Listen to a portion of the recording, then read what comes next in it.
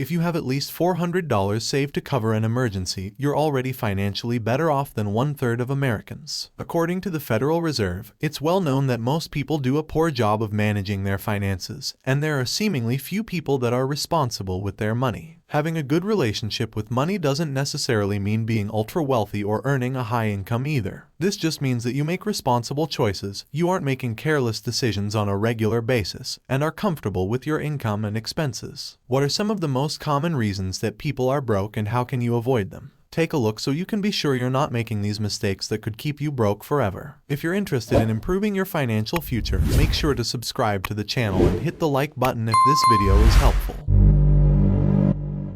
Welcome to Best Answers, where I help answers questions about life, money, personal finance, investing, and much more.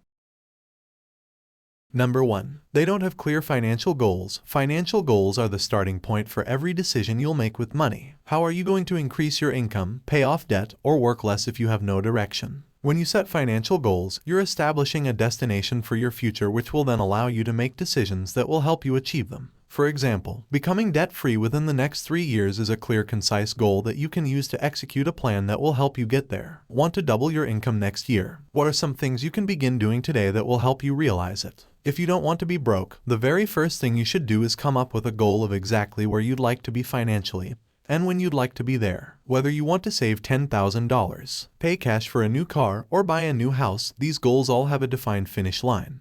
Number 2. They don't prepare for emergencies. Since 1/3 of people don't have $400 available to cover an emergency, this can be a clear problem. Unexpected expenses are common, and $400 isn't exactly a large amount of money when it comes to this type of thing. According to American Automobile Association, the average repair cost on a car is around $500 to $600. If you don't find a way to prepare for financial emergencies, you're setting yourself up for disaster. What if you lose your job? What if you're in need of dental work? When you're not prepared for a common $400 unexpected expense, you'll be forced to fund them in other ways, such as going into credit card debt. Then it will not only be a struggle to save an emergency fund, it will also be a struggle to pay off the debt when you're being charged exorbitantly high interest rates.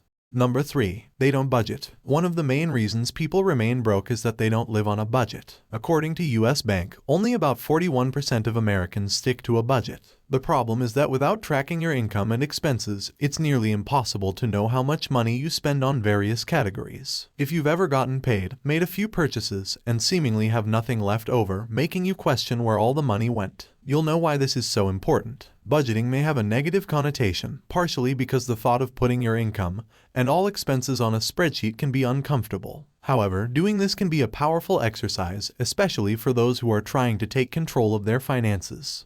Number 4. They don't think about the future. One of the most common excuses people have about their poor financial situation is that they want to spend money and enjoy life today, not save until they're too old to enjoy their money. It's understandable that some people don't want to pinch every penny until their 50s, 60s, or even 70s. It really doesn't make sense to sacrifice your younger years planning for a potentially lavish retirement. However, it's important to strike the right balance between thinking ahead and having a good time. Presently, you want to invest for your future while making smart decisions that will also allow you to enjoy your life while you're young. Most people would agree that the right balance would include making decisions that will benefit you in the future and spending money that allows you to have fun now.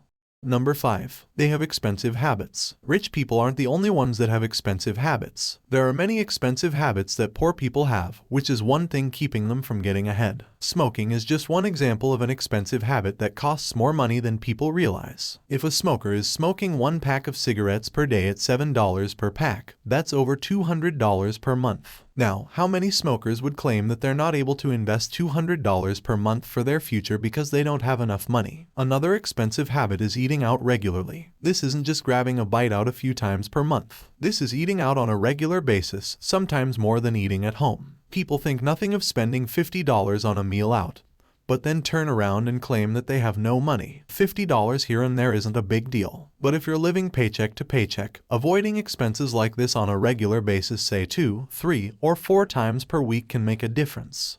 Number 6. They have bad debt. Not all debt is created equal. There are generally 2 forms of debt. Good debt, which is money you borrow that helps you make money. This would be something like a mortgage on a rental property. Second, there's bad debt, which is what most commonly comes to mind. This is money borrowed to purchase depreciating assets. These are things like cars, clothes, vacations, and most items that are bought with credit cards. When using bad debt, not only are you being charged interest instead of earning it, the items are depreciating and have little to no residual value. Furthermore, debt allows people to make purchases they can't afford and don't have the money for. For example, someone wants to purchase a new car, so they choose to finance it. Because they can't afford to pay cash, they're now paying interest to the lender. The car is depreciating at a rapid rate and it was out of their budget in the first place, meaning it's too much car for them. As the saying goes, rich people earn interest, poor people pay it.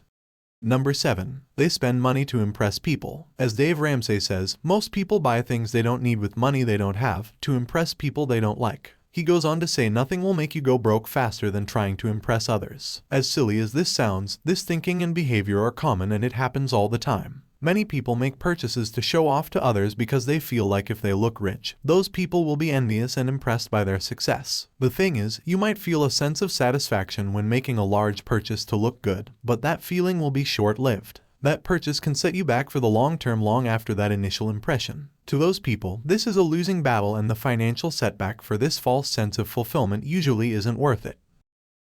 Number 8. They don't pay themselves first. Aside from making responsible spending decisions, paying yourself first is one of the easiest ways to improve your finances that most poor people don't do. When trying to get ahead, it's important to understand that it's nearly impossible to build wealth by saving money alone. You need to consistently put your money to work over a long period of time. Taking a portion of each paycheck and directing it towards investments is an easy and painless way to invest automatically. This way you're less likely to miss the money and you don't need to make the decision to invest on a regular basis. If that money sits in your account, burning a hole in your pocket, you'll feel wealthier than you are and it could eventually be spent on various items, most of which you can't even remember what they were. When faced with the option of whether or not to invest every week, you're much less likely to choose to invest. The reason most people are broke is that they make poor financial decisions with their money. Not just in some areas, but usually in many. There are exceptions to this, but if you analyze the behavior of the average broke person, you would find this to be true. The good news is that just about everyone can improve their situation to a point where they're comfortable.